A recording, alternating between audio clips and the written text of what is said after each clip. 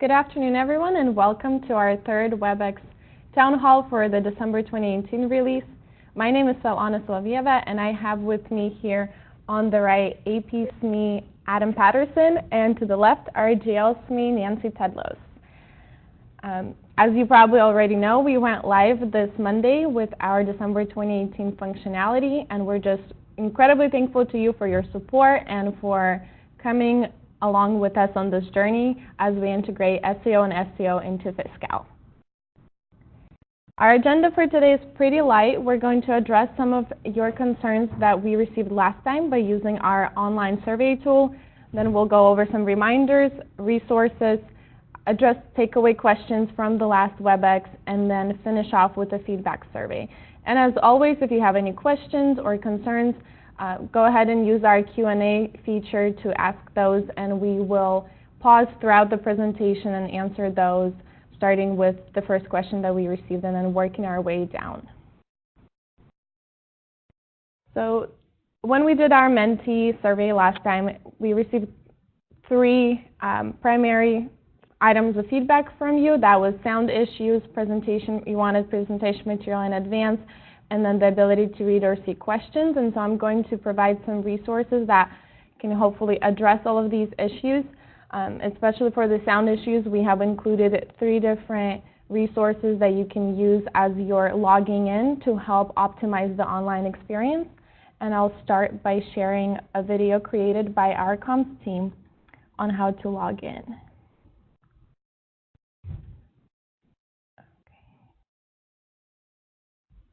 There is no audio to this video, it's just kind of showing you step by step the process. So when you log in, you can enter your first, last name, and email address, and if you're using the link that we sent in our meeting invite, the password will auto-populate.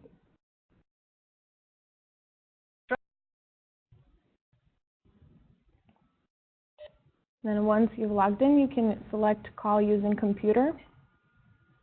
And then there's an option to check your audio connection and make any adjustments so that you can hear loud and clear. And then if you're unable to connect using a computer, you can call in and then enter the meeting or access code and make sure you press pound. That will that's sometimes the one missing link that prevents people from being able to call in and hear our meeting via phone.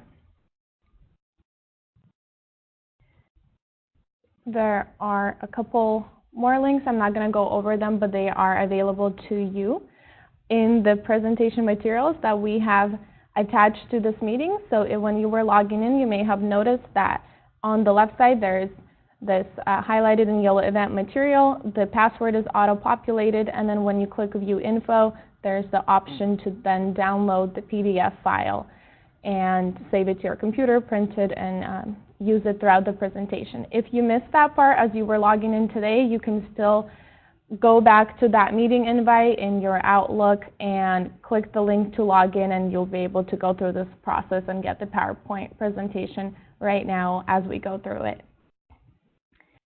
And then lastly, we heard that you guys weren't able to see or sometimes read the questions, and I can definitely understand the challenge with that. I myself am a visual learner, and so I would definitely want to be able to read the questions that are being answered.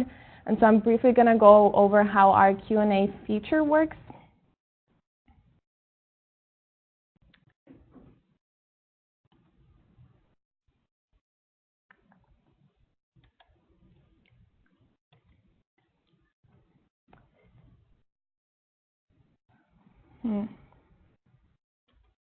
Not what I wanted to share.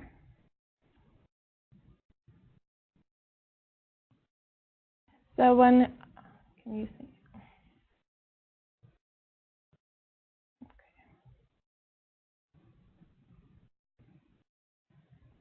So I'm having a hard time sharing my screen, but down below you should be able to, there's 3 dots, and when you hover over it, it'll say more options. If you go ahead and click that, you'll see there's the option to click Q&A. Go ahead and click the Q&A button, and then you will see a Q&A chat box come up on the side. And when you open that up, every time that we are answering a question, we'll go ahead and click Answered Verbally, and that will automatically send the question to everyone on the call. So when we're beginning to answer or address a question or a concern, we'll go ahead and hit that button so that the question goes to you. Alrighty.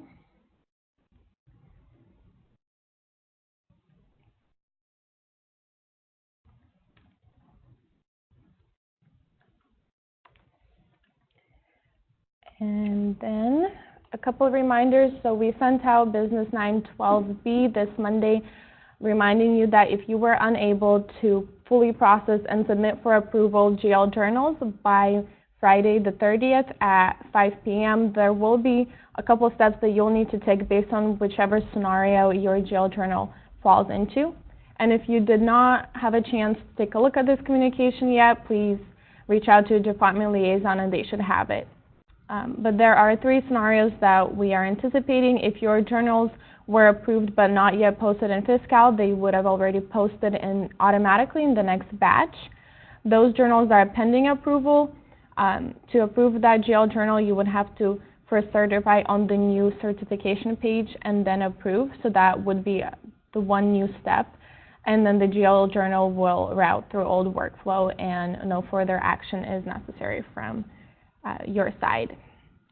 And then if you were to deny a GL journal, then you would have to follow the normal process to deny it, and then the department processor will need to resubmit the GL journal using the new job aid, because there will be the new process and a new workflow that will be applicable to any journals resubmitted if they were denied after the 30th of November.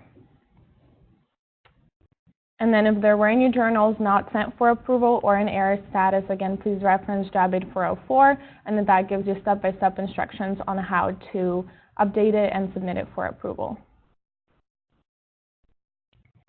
And then, as always, these are all of our resources. We have new and updated job aids. We also have catch-up videos. We're finishing up our last AP Journal catch-up video, which you will see sometime early next week, posted on the SCO Integrated Solution page.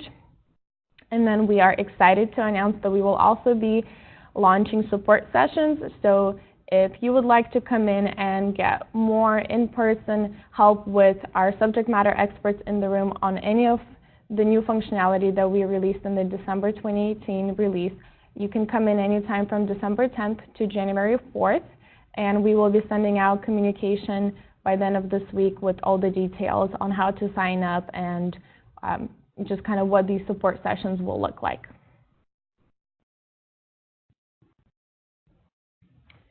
Let's see if we have any questions at this point.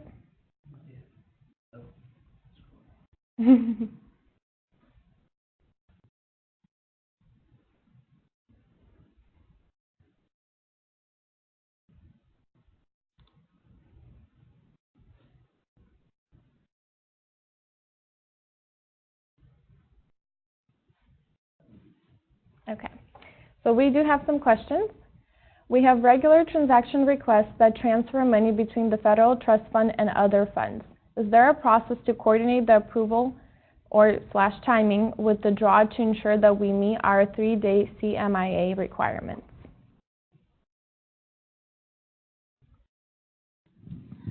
If it is time sensitive, go ahead and send a paper transaction to SEO for them to process. And then we just got one more question. How are the TC38's cash transfers for federal funds posted, feeder funds? Okay, my bad. Thank you. Cash transfers for feeder funds posted in Fiscal. Is SEO posting these, or will we, as the department, be posting them?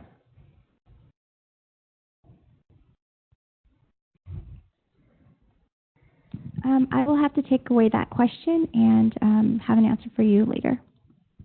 Okay, we will mark that as a takeaway. Looks like there are no more. Oh, we have a couple of questions in the chat. Okay.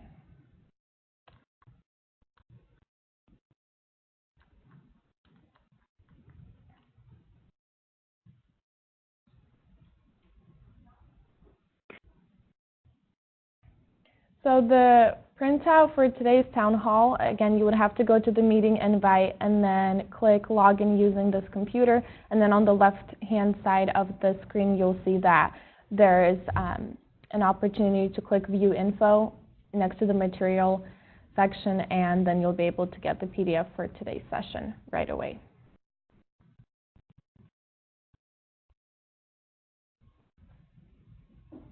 And then another question, in what form we get the notification when pending journal JE processed through workflow and approved by SCO?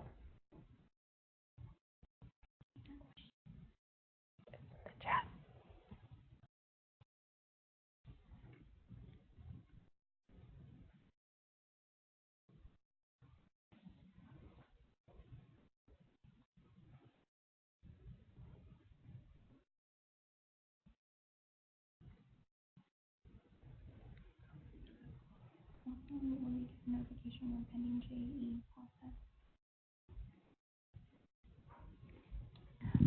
So when a pending JE goes through the workflow and once it's approved by SEO, then it is run by batch process for those JEs to be posted. I don't think there's a notification. I don't think there's a notification to the department. Oh, I apologize. There won't be a notification via email, but they would get the journal entry, starting with a dollar sign. Yeah, it looks like. I apologize. I meant $J. Okay. Yeah, I think this is just a follow-up question that was pretty much asking the same thing. How will jail be notified of a new interface JE? For Fiscal, notification will not be provided by Fiscal. Is this correct? So you just stated that they won't get a personal email, but there will be a notification in the Fiscal system? They would get a journal entry. Okay, journal entry sounds good. If a 17/18 invoice is paid via manual claim schedule, will that be interfaced as well in the GL module? What was that question? Sorry, I don't know what I'm seeing that. In the Q&A.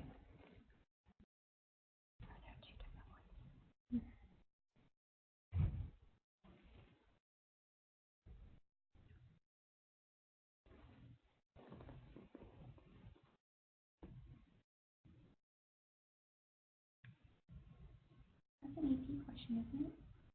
I'm trying to see via a manual claim schedule. That would be in the AP module, I would think. Will that be interfaced as well in GL module?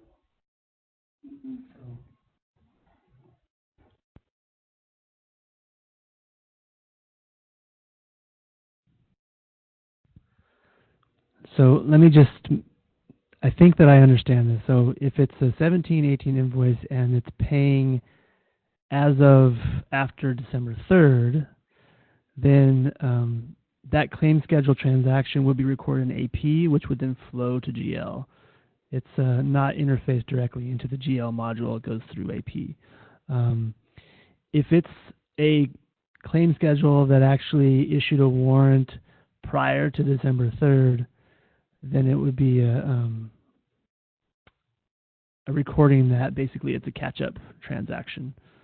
But it wouldn't be, I don't see that being interfaced directly into GL. It comes to AP and then it flows to GL from there.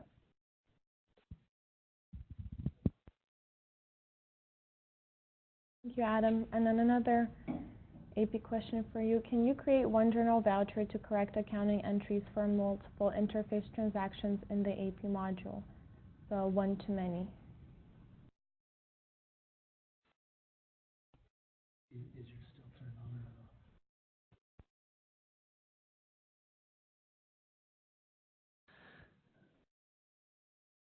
So you're talking about interfaced transactions with, I'm assuming this is like a paper claim or electronic claim. For these transactions, there's no voucher, there's no related voucher, so you wouldn't be creating a journal voucher to correct that. You would be doing the $0 voucher. And the second part is if they're all this, when you're creating the $0 voucher, it's dependent on who the payee is. So if it's multiple claim schedules and they had the same appropriation, same vendor, I'm guessing you could do that, but there are certain restrictions by supplier ID, appropriation, and such. So it really depends on the scenario. But you wouldn't be using journal vouchers to correct the legacy payments that are interfaced.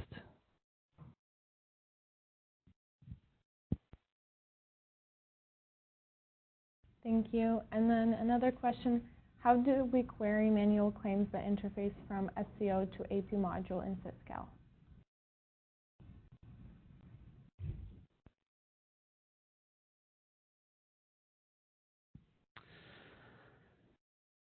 So for my knowledge, I don't believe there is a query to actually for those claims. There is on the subsystem accounting entry page, you can see accounting entries related to those, but we don't have, the departments don't have access to the claim table where those are kept. And I don't believe there's a query built right now for the departments to use. I think it's just the subsystem accounting entries page where it gives you accounting entries related to that claim schedule.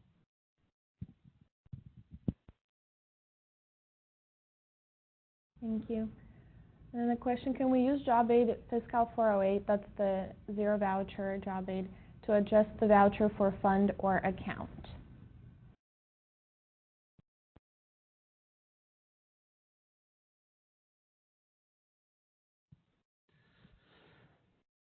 So technically, the $0 voucher does allow you to do that, but I would not recommend that because those $0 vouchers don't workflow and they don't route to SCO. And if you are making a change to appropriation or that affects cash appropriation, then you'll be out of sync with legacy. So I would not recommend doing that with the $0 voucher. Technically, the functionality will allow you to do that, but you'll be out of sync and you won't be able to reconcile. So I would not recommend that.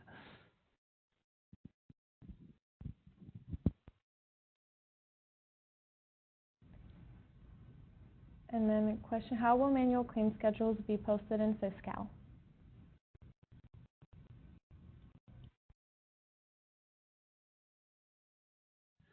So those manual claim schedules will come over via interface.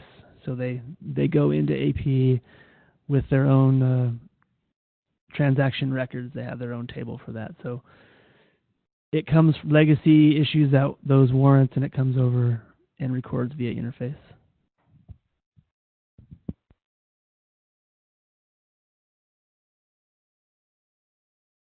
Perfect, thank you. The $0 journal voucher will show $0 expenditure at vendor level. Will there be an expenditure report that will show the by vendor/supplier with payment amount and chart fields? I'll go ahead and repeat that question. The $0 journal voucher will show $0 expenditure at vendor level. Will there be an expenditure report that will show the by vendor supplier with payment amount and chart fields?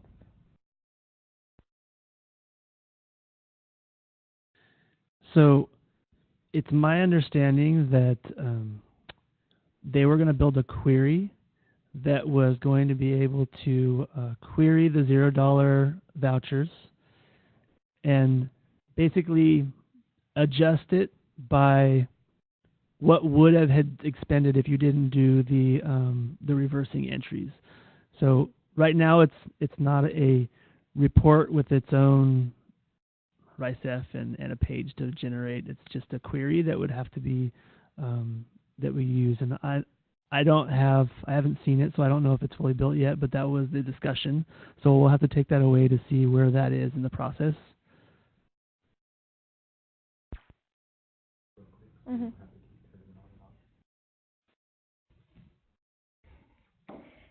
Thank you. What is the turnaround time for SCO approval?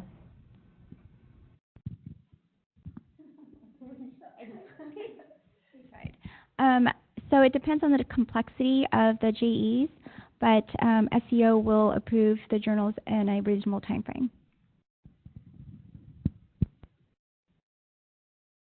Thank you, Nancy. Okay. I think you read a similar question, but I couldn't hear. We have 1819 manual claims that were processed before 11:30 that we're seeing in the subsystem accounting entries claim accounting. The distribution line says ignore.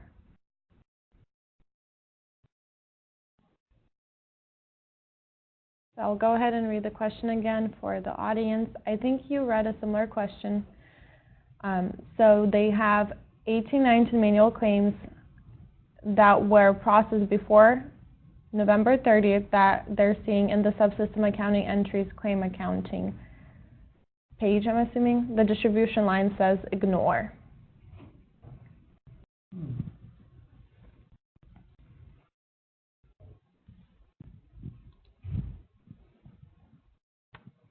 Yeah, I don't know how to answer that one. That seems like it might need an FSC ticket.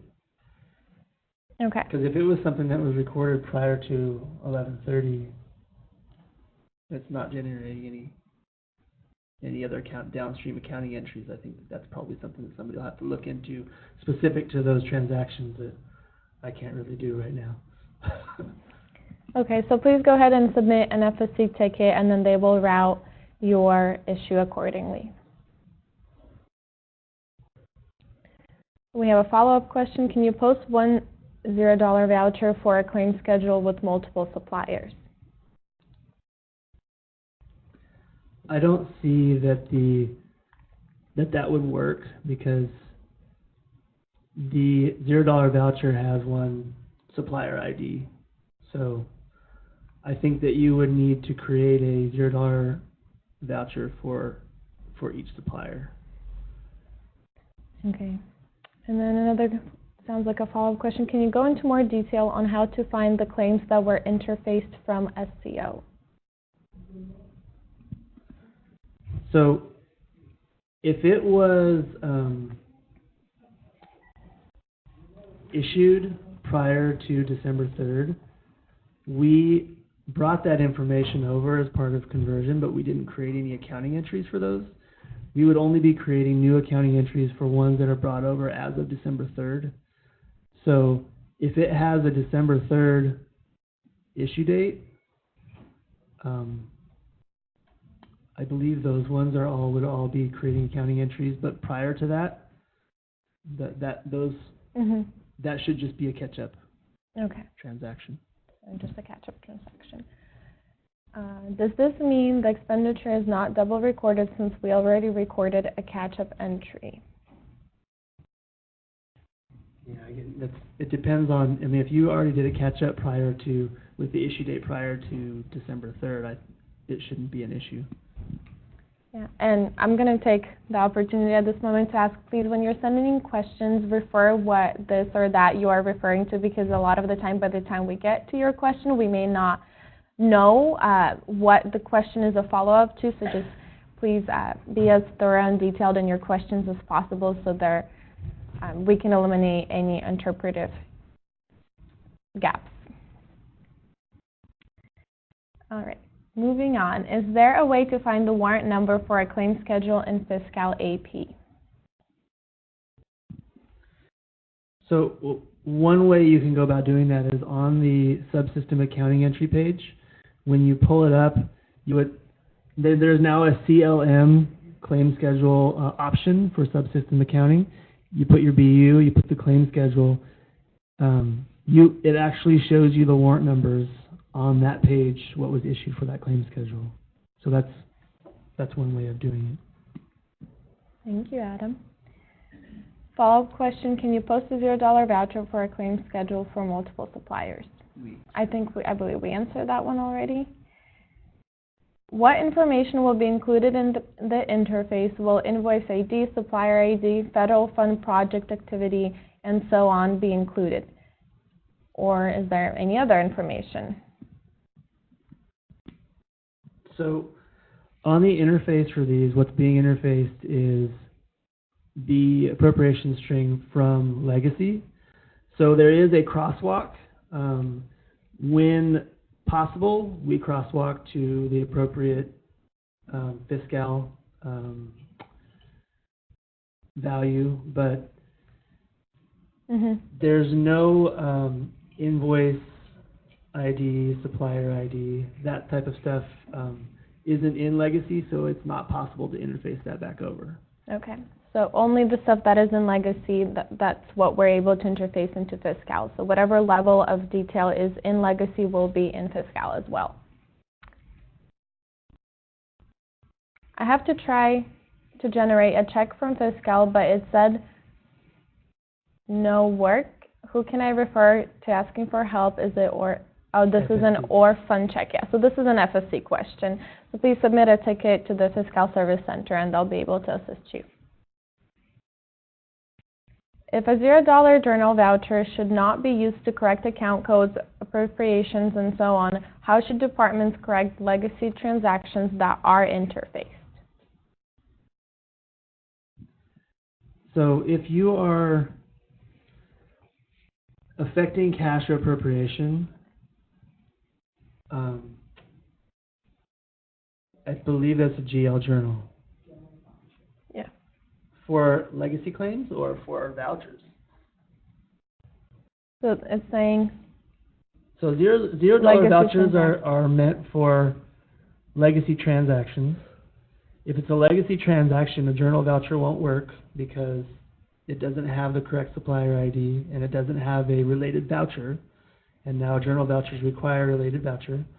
So at this point in time, if you want something, if you want to make a correction, then I think that they have to do either a paper to SCO, and then that would route, once that transaction happens, it would route over and post to Fiscal, or they'd have to do a GL journal that would route to SCO for approval.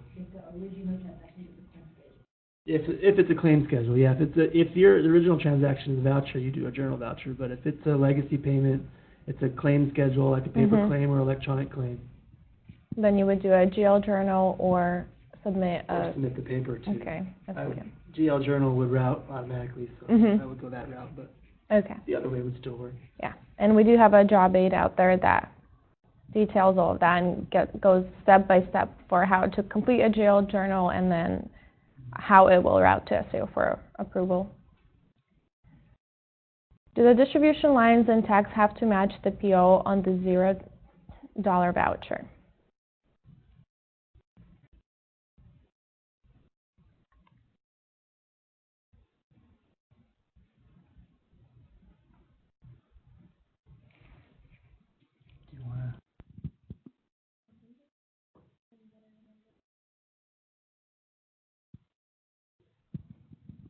We're going to have Chase come on screen and answer that question for us.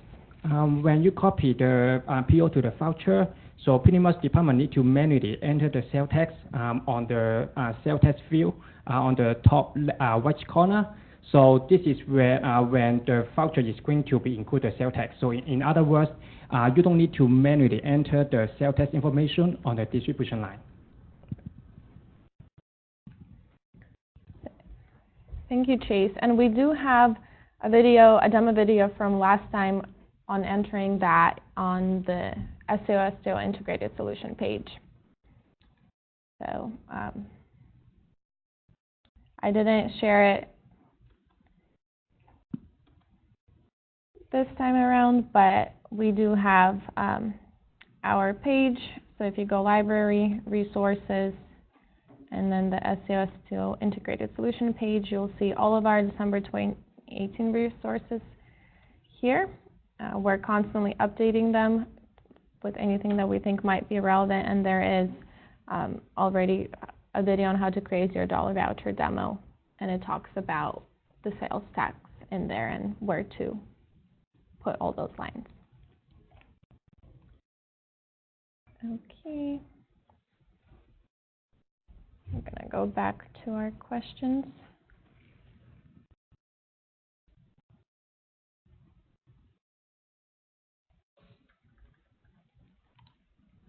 When we reverse AP accruals, account 2000100 in the general ledger, what SCO type of transaction do we use? We want to use the source ACC so that it won't workflow to SCO or interface.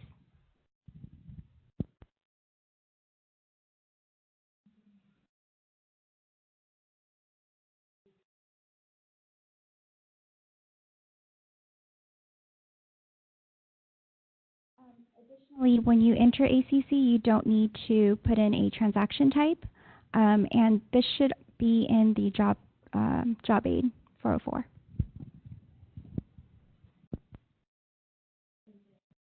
Job aid 404 has a table detailing all the types of transactions, so please refer to it anytime you need guidance on the types of transactions and what steps are necessary. Going between the mic.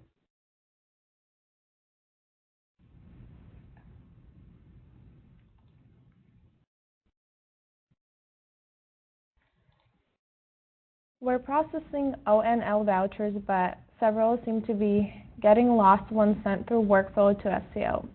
SCO does not have it in their pool to review and it seems to be terminated. Is this a known issue? We've sent a ticket to FSC but have not received a clear answer. We will mark this as a takeaway issue and address it during our command center later on today. According to Job Aid 408, we are instructed to enter the offsetting entry form from the PO receipt. Can the offsetting entry line be used to reverse out the default chart field from the inbound SCO legacy claims interface? So when you're using the $0 voucher to liquidate the PO, as long as it's not affecting cash appropriation, that's perfectly okay. Yeah. Okay, thank you. How do we look up the interface payment information in Fiscal? Can you please demo how we can search for this?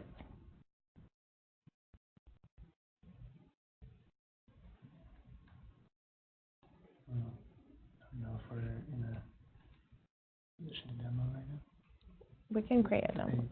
We can create one. Yeah. Do we want to do it right now, or do we want to wait instead of video?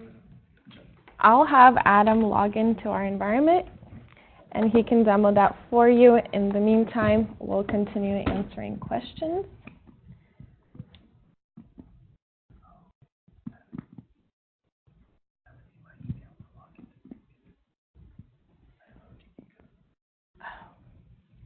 You can't log into like a test environment.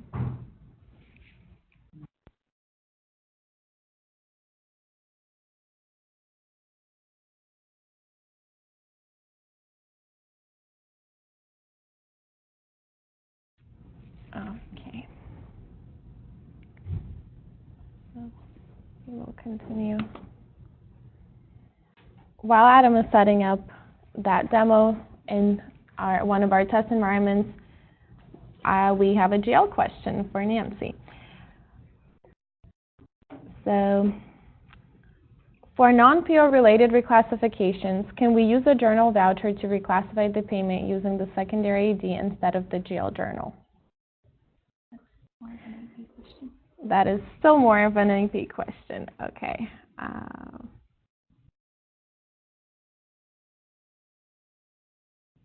Yeah, we might want to.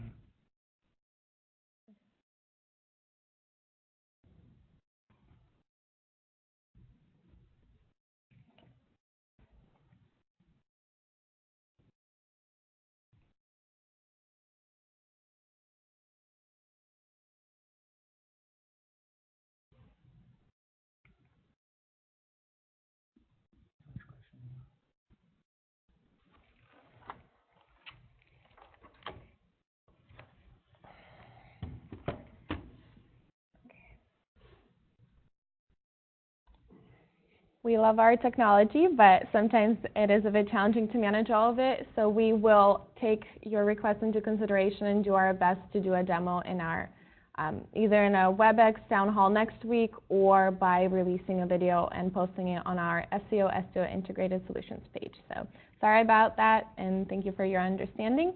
We will go back to answering questions with Adam talking about, for non-PO related reclassifications, can we use a journal voucher to reclassify the payment using the secondary ID instead of the GL journal?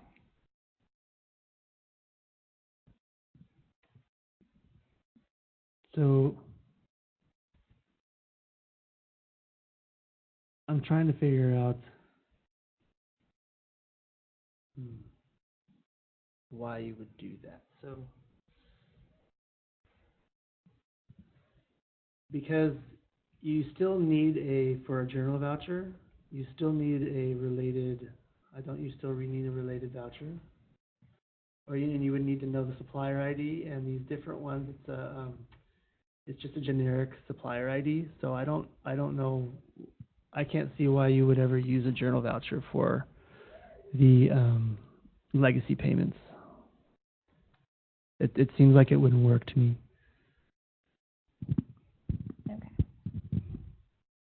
So also not a recommended approach. For manual claims, how long before accounting entries are created in the subsystem after SEO has issued the warrants? So when SEO issues the warrants, they come over to Fiscal that day. So in most cases, well, for paper claims, it would come over and post the night of issue. So issue date +1, for most of them, you should see those accounting entries the same as you would today. So yeah, it comes over on interface in the evening the same day that they're issued by SEO. Okay.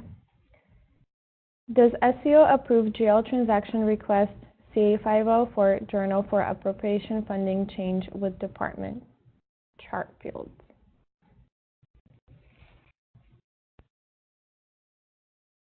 So for department level chart fields, SEO is not required to approve, and it should not workflow to them. So you want to make sure that you select the, I believe it's FSCC, which is the department level type of transaction, which again won't workflow to SEO for approval.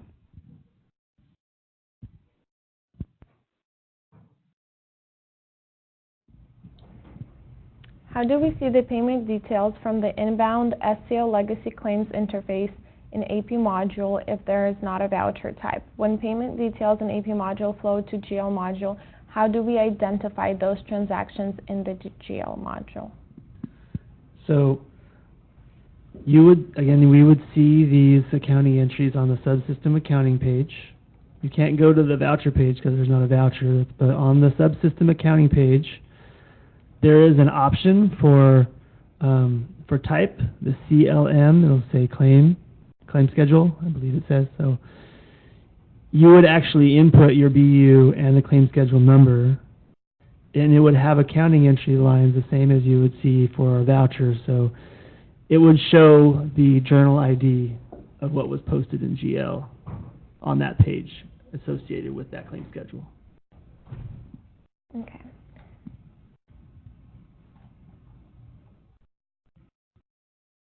Regarding manual claims, is there a query to help departments see all of the sent manual claims that are interfaced to Fiscal, or will we need to always use the subsystem entries?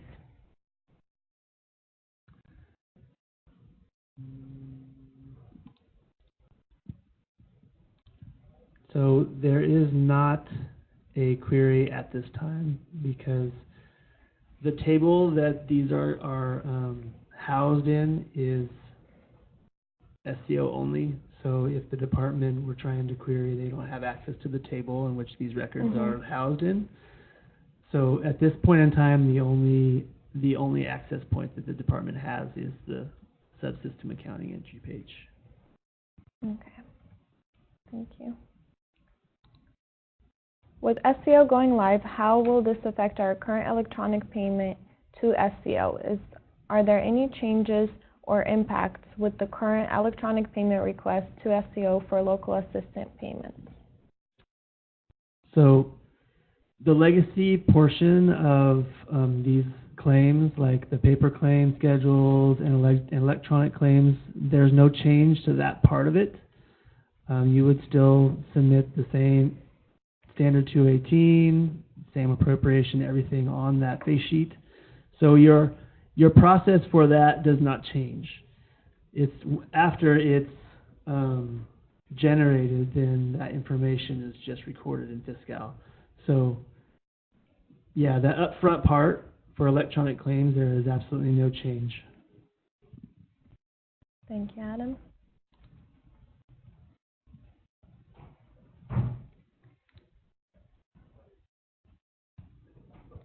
What JE source do we use to enter the month-end CLO journal? The pay source has disappeared, and will the job aid be updated?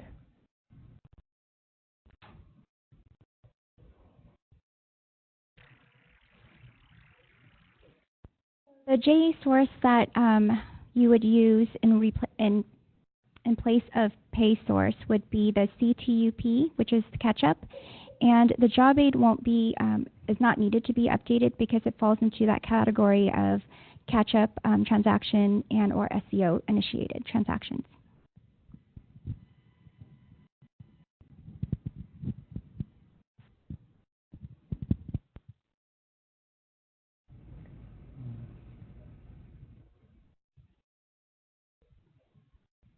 Depends on whether talking about JVs or GL journals. I don't believe there is one. For Fiscal 407, a JE is required to... Is there a job aid to correct a JE after the Department Approver 1 denied the JE? The Department Approver 1 denies your JE, then you would have to speak to your supervisor or the Approver 1 to see what it is that they're looking at and how to correct the JE. Unfortunately, that would not be something that we would dictate here at SEO. Thank you for clarifying that, Nancy. For Fiscal 407, a JE is required to correct C/S entries through GL module. Why is this not done through Journal Voucher and AP module? This isn't done through a Journal Voucher because there's no related regular voucher to tie to it. We sent a few no warrant claim schedules to SCO right around the 12/3, so December 3rd cutoff. What would be the best way to tell whether these payments were interfaced from legacy? This will determine whether we need to do catch-up or $0 vouchers. So, the first thing, as part of our interface, it only is interfaced through the AP if there is a warrant generated. So for no warrant claim schedules, that's basically just a transfer, and that happens in a different vehicle. So that I don't know how that would be affected with the $0 voucher. But if it was done after 12/3, right around the 12/3 cutoff, so I don't know if that would be something that would be interfaced as. Probably not. It'd probably be a catch-up because that would be a transfer on the legacy side. I don't think that we're bringing over those things until GL 108. Is that correct?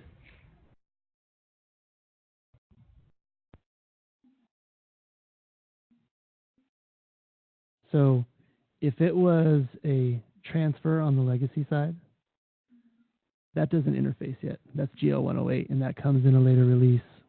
So that would still be a catch-up.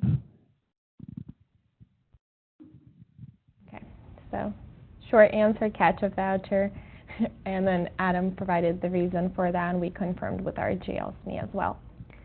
Can the single voucher payment get the replenishment in Fiscal now?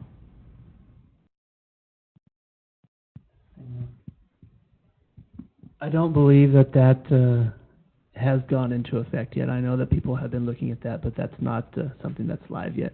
Okay.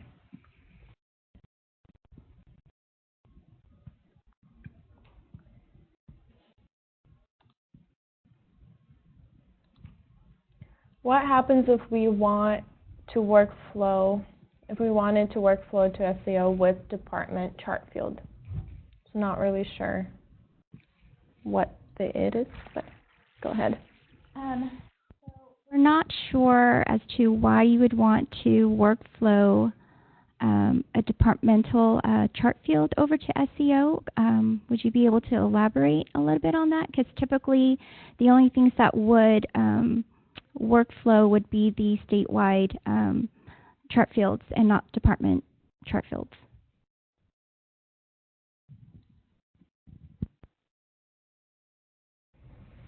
Thank you, Nancy.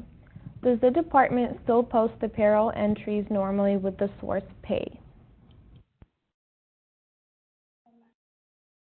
We had a similar question prior, and the source pay is no longer available. You would want to use CTUP, which is the catch-up, or SEO-initiated transactions.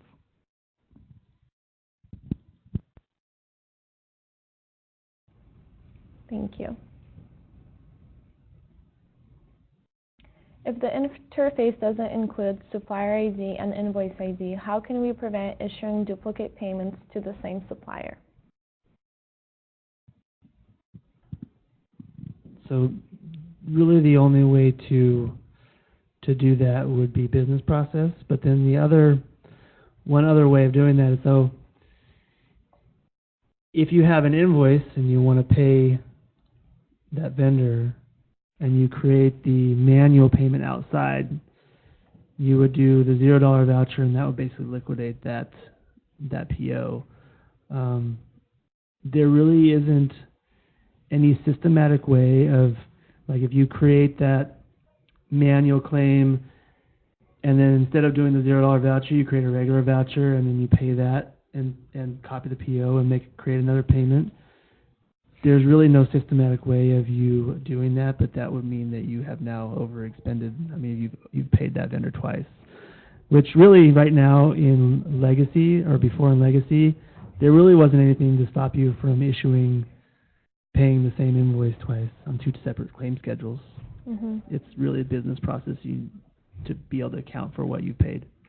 Okay.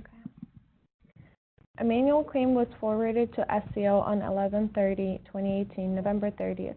Warrants were issued on December 4th. Shouldn't the accounting entries be in the subsystem now?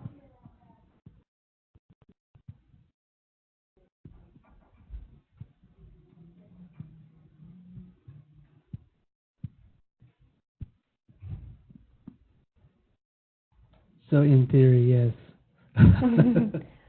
So as this being the go live, there have been a number of claim schedules when they're interfaced have gone to error as far as like COA errors, or so it may be one of those errors that is being reconciled on our part before it can post.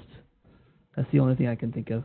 But yeah, in theory, if it had an issue date of 12/4, it should have posted last night and be there today. So my only guess is that it must be in error in some way. So I know there are a number of those that are being looked at now. Yeah, and we're working actively on resolving those.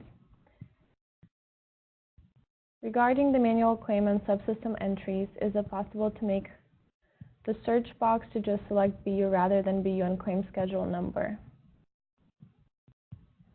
Okay, we will take that away.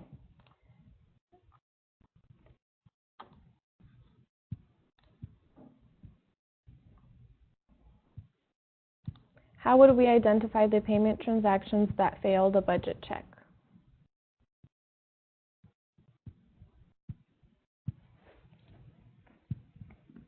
So if you're just referring to the legacy claims that are interfaced that fail budget check, there really wouldn't be anything that the department can do on that part. I mean, it's in error on the Fiscal side, and SEO would be taking care of those errors. much as they do today in legacy. You know, if they try and create a payment, it goes to error. SEO deals with those errors, and then once they've dealt with the errors, then it would post and you would see the transaction. How would departments go about determining 1099 reporting for paper claims since the claims are interfaced into Fiscal using the one-time supplier ID? They would have to do a manual adjustment to 1099 for that supplier. Okay. If payments interface into the AP module using a generic code and the reclassification is done in GL, how do you reconcile the two modules?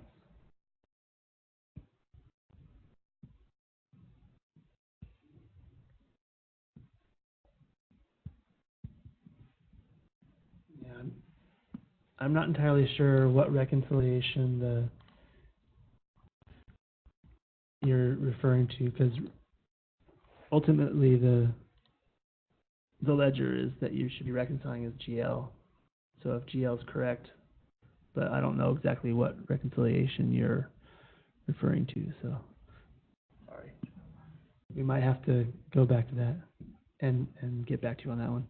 Okay, I'll mark it as a takeaway.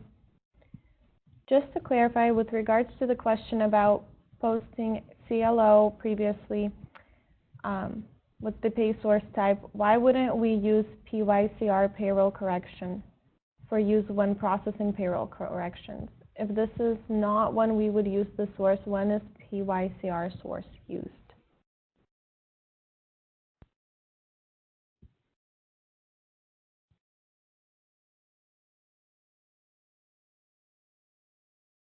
If it's a CLO, then you would have to use the source type of CTUP as mentioned before. If you have a payroll correction, I think it just is dependent on the type of payroll correction, if you use PYCR or not. And we may need a little bit more information in order to thoroughly answer your question. So maybe mark it as a takeaway.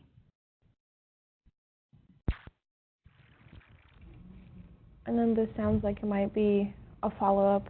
So all the JEs from now on will be using CTUP and N107, and some of them depend?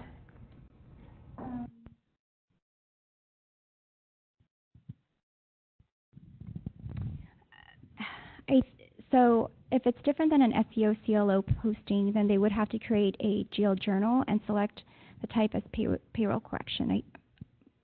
Yeah, hopefully that answers your question.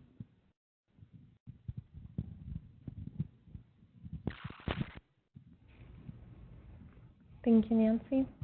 Does SEO approve GL transaction request CA 504 journal for appropriation funding change with department chart field?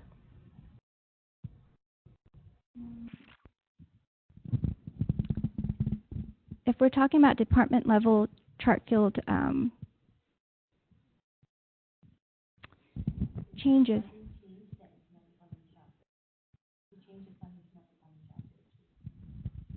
Oh, so for appropriation funding change, they would create a GL journal for that, and that should workflow to SEO, yes.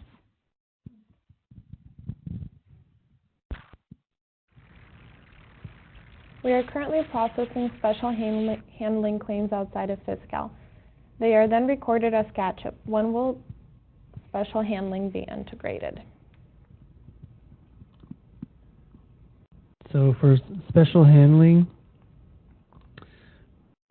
the developed functionality is now technically being pushed to end state, but we are in discussions with a way for us to do that sooner than then. So we're in the process of working out something for that, and we're in discussion with SEO and Fiscal staff. So we're working on that, but it may not be until sometime next year. Okay, thank you. In what cases can we use the non-zero voucher to reclassify defaulted chart fields? I would use the $0 voucher to reclass if it doesn't affect cash appropriation. If you're just changing it to a specific value and it doesn't affect appropriation or cash, then go ahead and use that $0 voucher. If it's going to make a change, then that's when you would need to create the GL journal that would route to SCO for approval. Mm-hmm. Thank you. Where in the process does budget check occur for payment transactions that interface from SCO legacy? So budget check happens right when we interface. So they interface, and then there's a number of processes to validate information, and then it budget checks and then goes through pay cycle and then hits the payment table. Okay. And another budget fail check question: how do we identify those payment transactions that fail budget check? So I believe this is a question that was answered previously. The departments wouldn't be dealing with budget problems with these legacy transactions. SCO will be handling these. Thank you.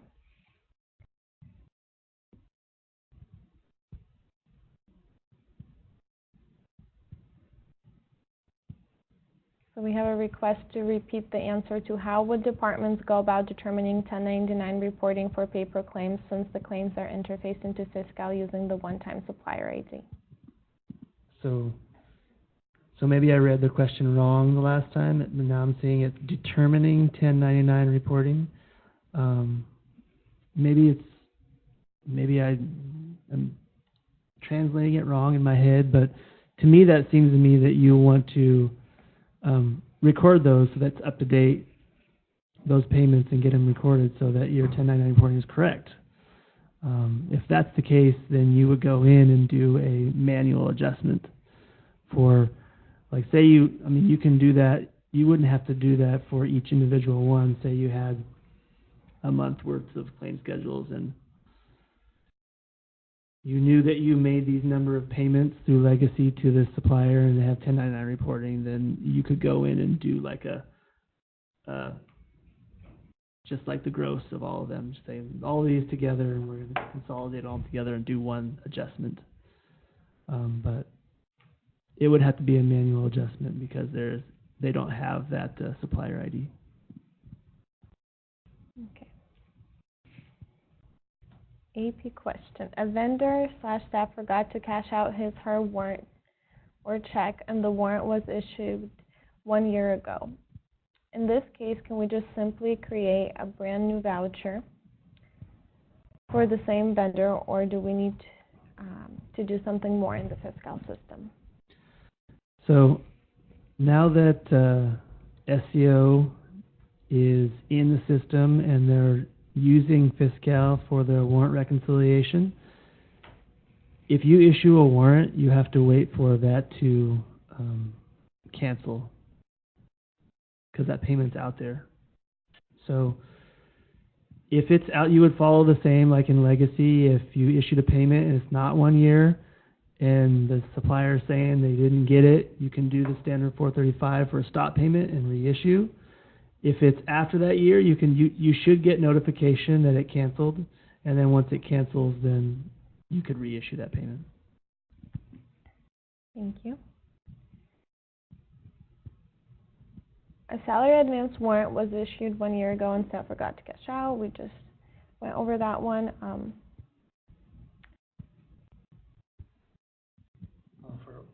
For orphan, it's a little bit different. Okay, with OR fund. For warrants, then it would be, yeah, so I don't know if there's something else that maybe if it's an ORF payment, an ORF advance that needs to a sheet.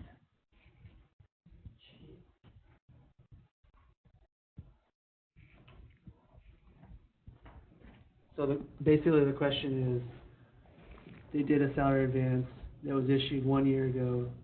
Staff forgot to cash out. In that case, what do they do?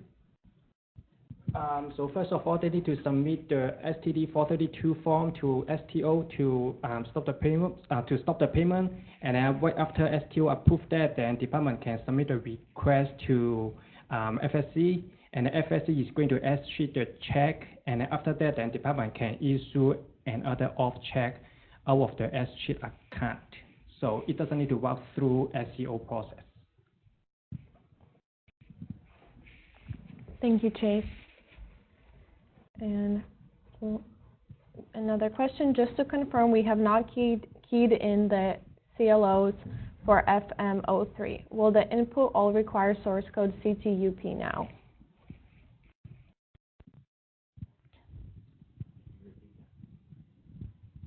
That is correct.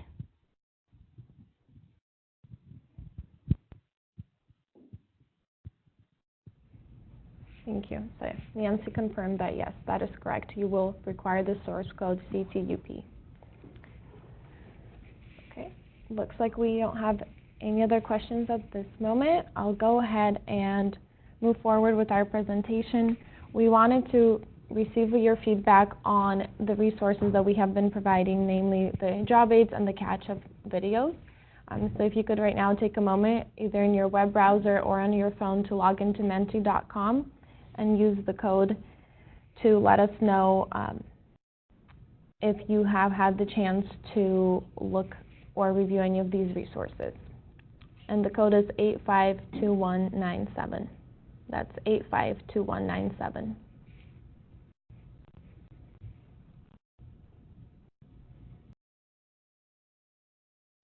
This is really neat to see your feedback live.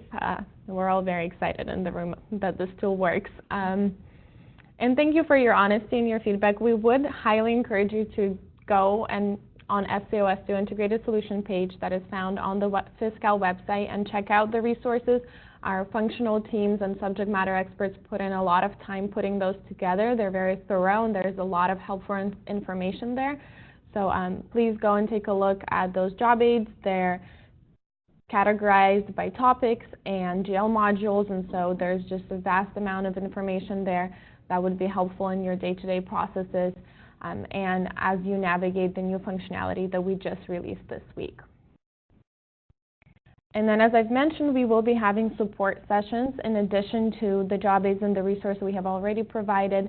These will be in person, and there will be a communication going out with the sign-up information and the time frames, and we'll be working with you on a case-by-case basis to set those up.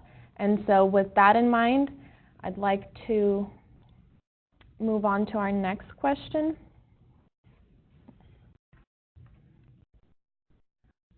which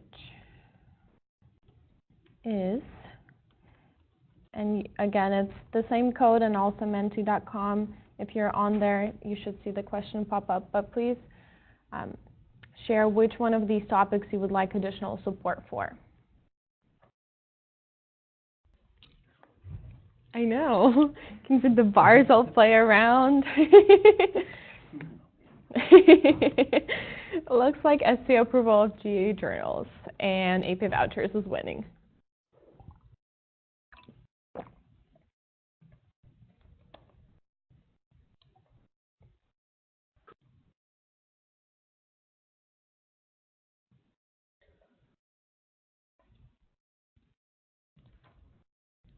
And we have around 330 of you on the call, so please use this opportunity to provide your feedback to us because we will take it into consideration. We'd like to know what kind of support you need and what resources we need, resource accommodations we'll need to anticipate. So again, your feedback is incredibly valuable to us. Please use this opportunity to provide it to us. Last time the feedback was that we went through the takeaway questions too quickly, so this time I'll go ahead and read the question and the answer. And again, we will be posting this presentation on our page, and you are able to access it right now by using that Outlook meeting login link. And so you could have the PDF with the takeaway questions in them is available. But I'll slowly just read through them. These were the questions that we were able to answer we weren't able to answer at the last WebEx, so we took away and asked our SMEs and functional teams to provide more insight. We have 3 questions on $0 vouchers. How will selecting the use tax applicable in the $0 voucher impact the use tax BOE report? Overall, there is no impact since the $0 voucher contains an in and an out to use tax if it is selected. So they in essence wash each other out. Departments would see the positive amount and the negative amount on the report. The second question was, since the $0 voucher supplier ID is populated by the PO purchase order, how will we clear SCO default supplier ID?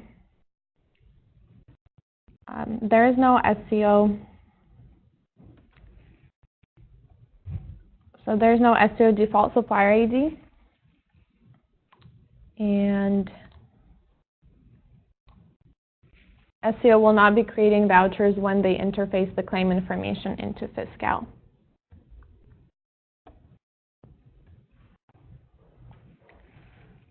Please clarify exactly what we are using the $0 voucher for.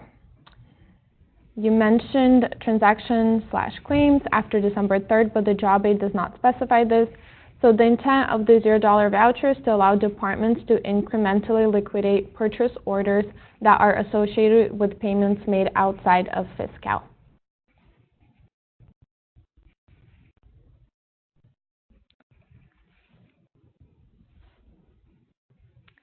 Then we had a question on federal reporting.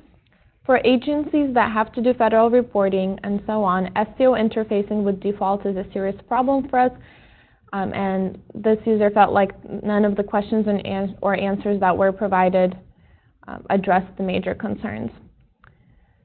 So agencies that do federal reporting should report all expenditures related to the grant award. And regarding SCO interfacing with the default COA value, departments will need to reclassify that entry with lower level of details. The only difference between today's process is that departments will need to add a credit line with SCO posting. So hopefully that helps to clarify federal reporting and how that's going to work going forward. If you have further questions, feel free to email us at fiscal.cmo, and we will address your question directly. And then default values, what account code will be used for the claim schedule transactions interfaced from legacy into Fiscal? 5390900, follow-up question. Why this account code? It is a reportable payment account with a Class 3. Any concerns for the possible consequences? Departmental chart fields will be defaulted based on combo rules and budget definition setup for each business unit. If a departmental chart field is required by either combo rule or budget definition, then only it will be defaulted, and everything else will be left blank. For expenditures, account 5390950, SCO inbound interface department will be used.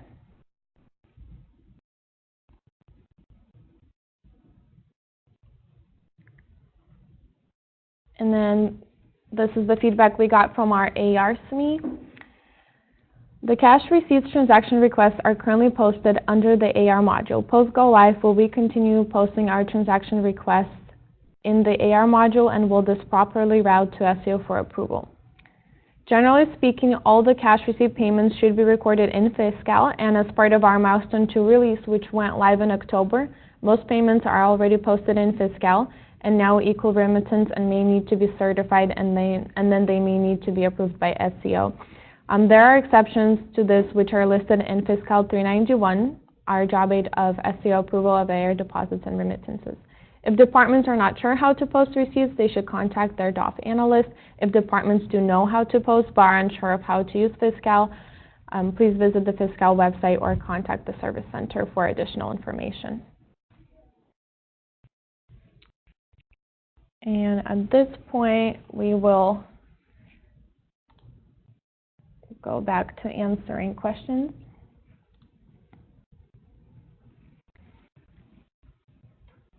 And as I've mentioned, you will have the PowerPoint presentation available, so the takeaway questions will be there as well. Can you repeat the answer for OR fund salary advance, please? Chase, I think that is you.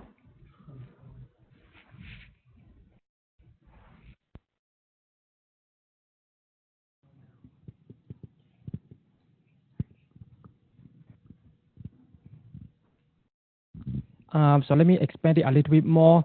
So let's say if the salary advance off check has never been cashed and never been replenished, then what you need to do is then you need to submit the STD 432 form to STO and let STO approve that to make sure that, the check is not yet cashed. So, and then right after that, then department is going to cancel the off check and then we issue a new one based on the same. And however, if somehow the check is already replenished, then which is supposed not to be, since the cash need to be cashed in order to be replenished. But if that happens, then department need to still submit the STD 432 to STO. So once approved, then department need to submit the FSC ticket and request to escheat the payment. So once FSC does that, then department can issue the check out of the same charge field that is escheat. Yep.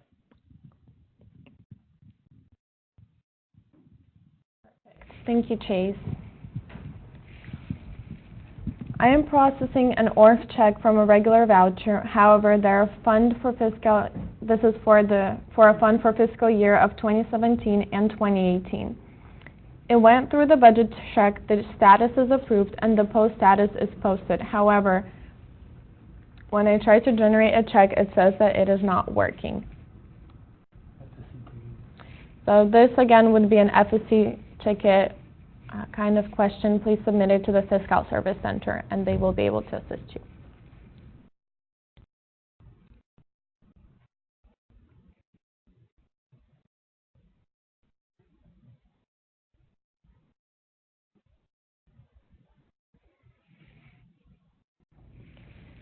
We received a question asking, could you please repeat the answer about routing issues with vouchers submitted prior to go live? Could we please have you elaborate on what the original question was?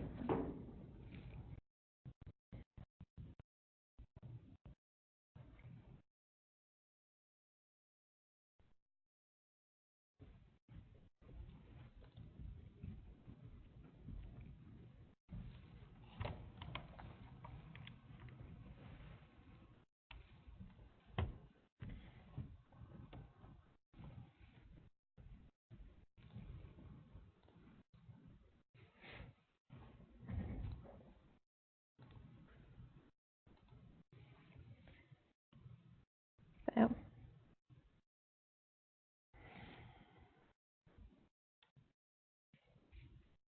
again, this is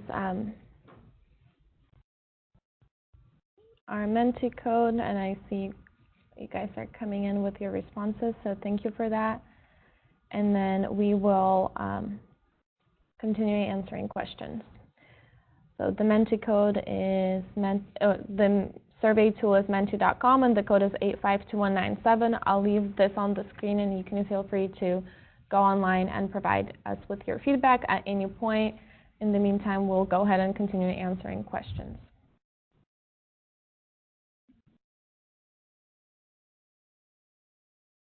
Okay, thank you. If there are interface transactions in error status due to ENY/budget date, who can we contact? We can't close our FM with outstanding transactions, and we can't correct them ourselves.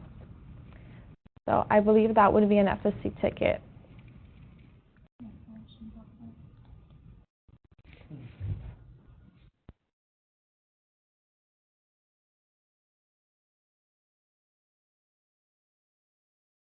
Please go ahead and submit an FSC ticket, and if there is a need for escalation, they will process that as well. Oh, there's the original. Okay. No, you had it highlighted before. The original question. Go down. Go. That one. Here. Okay. So here is the original question. We are processing O&O vouchers, but several seem to be getting lost when sent through workflow to SCO. SCO does not have it in their pool to review, and it seems to have been terminated. Is this a known issue? And sounds like they've already sent a ticket. Yeah, that's the correct thing to do. Yeah. Yeah, issuing it, like doing an FCC ticket for this is correct. they'll be working on it. So, thank you for sending us the clarification.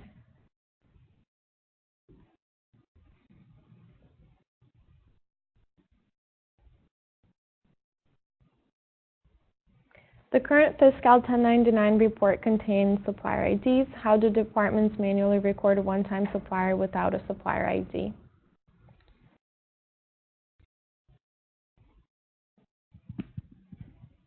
So if you are issuing a claim schedule outside of Fiscal, you should know what the supplier is. And really the only reason that you should be doing it outside the system is if you had a rush where you had to expedite that payment. If it's a supplier inside Fiscal and it's not a rush, or there's not some other pressing reason to do a manual claim, it should be issuing out of Fiscal with a voucher, so you wouldn't have that problem. But if you had a rush, you had to pay it, and Fiscal doesn't currently allow for expedite payments, you should still know what the supplier ID is that it's related to. So you should be able to go to that supplier ID that should have gotten that payment and make the adjustment to that supplier. Okay, thank you. If they don't have a supplier ID in Fiscal, I don't know how you would go about recording that 1099 within Fiscal. I think you would have to report that outside of Fiscal, or you'd have to set up that supplier ID to be able to record it. Thank you, Adam. Looks like that is all for the questions that we have had up to this point. We'll still be online for a few more minutes if you want to send in your questions, and then there is another screen for mentees, so if you could please go and rate your overall experience so we know what you found helpful, and kind of with this WebEx, that would really help us out. And as always, if you have any other questions throughout the week, please either check out fiscal.california.gov and the vast amount of resources we have there, or send an email to fiscal.samo@fiscal.california.gov, and we will route your question to the correct team.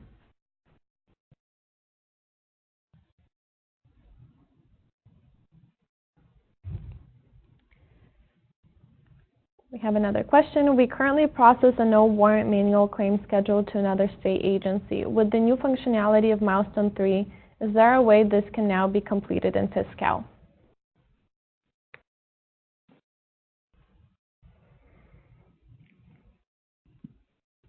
So as far as I'm aware,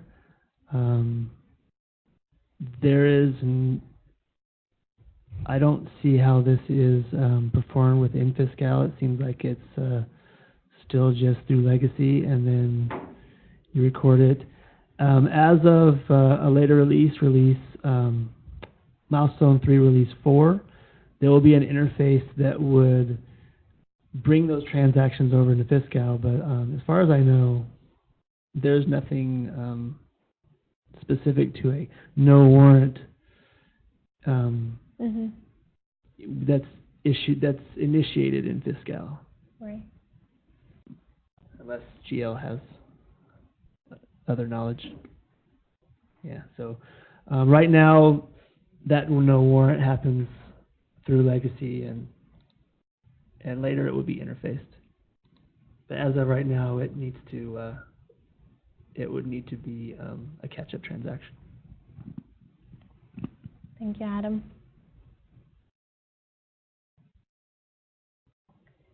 There was a question about when will the MDW be updated. As we start preparing for the March release, we will post an updated version of the MDW on our webpage.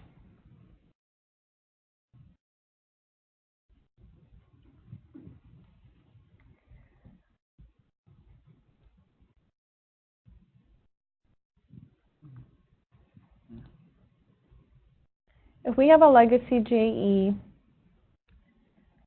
Will the transaction interface or do we key it manually?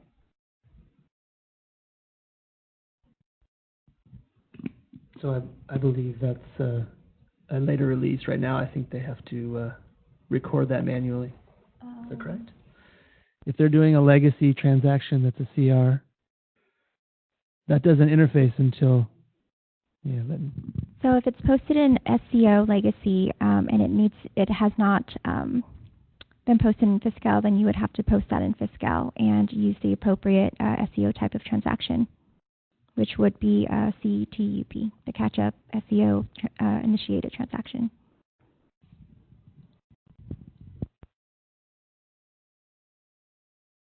We have many payments outside of Fiscal, such as expenditures and multi-pays. With the interface going to one-time supplier ID, then we will be forced to track this outside of Fiscal, requiring another system or database. It's a question. Will we be required to track this outside of Fiscal?